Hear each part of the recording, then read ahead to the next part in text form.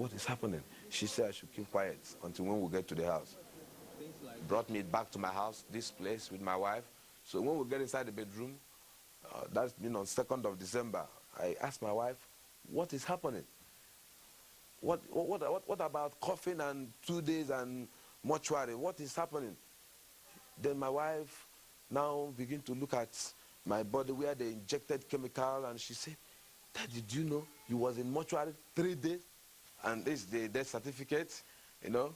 While I left the ambulance, they still went to the hospital.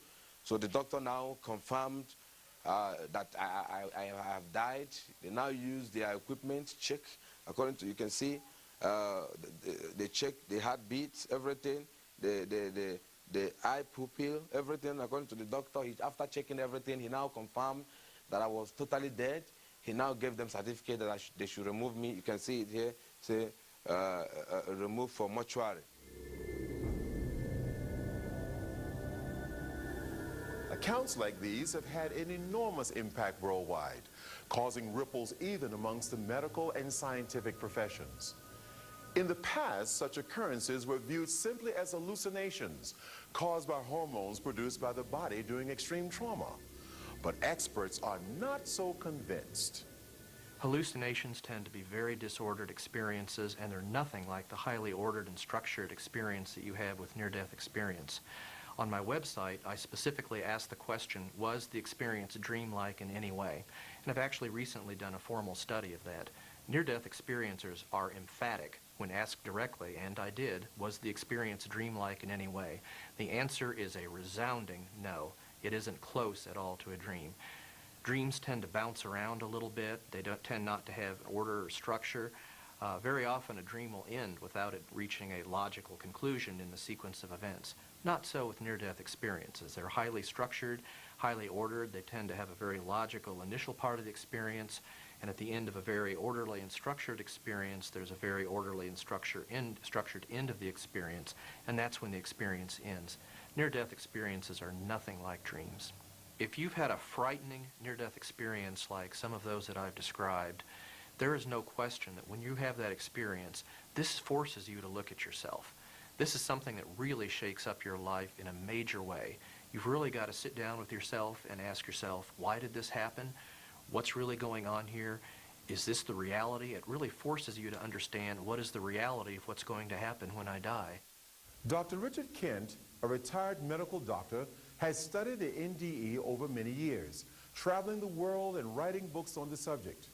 Of the 300 case studies he has made, an alarming amount report the existence of a realm similar to the one encountered by Daniel Ekechukwu. It's just a horrendous, awful place. It's a place where people are terrified, are frightened, and people even just who've seen hell, even years later, they recoil in horror at what they saw there. Just a place of awfulness. I've interviewed probably over 300 people who've had these experiences, and all of them have been dramatically changed. Their lives have been changed by these near-death experiences. You can't say that about hallucinations. Hallucinations simply aren't life-changing experiences, whereas near-death experiences, when you meet Jesus Christ and either see heaven or hell, they are dramatic, riveting, life-changing experiences, and almost invariably people's lives are dramatically altered as a result of these experiences. So personally, and also because of the fact that the near-death experience accounts are so remarkably similar not only to each other but also to the Bible, I personally believe that these are real events and people are describing real events. If you read any newspaper today, you'll read about people having a near-death experience of a type, leaving their body and going along a tunnel and going to a place of light. It's only those who get really close to who recognize Jesus Christ.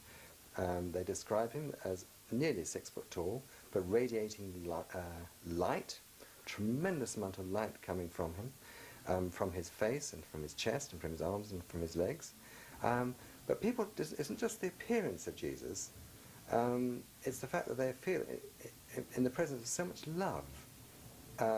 Many people said they've never felt like that. They've never felt so completely surrounded by love, powerful as that. It's just incredible love.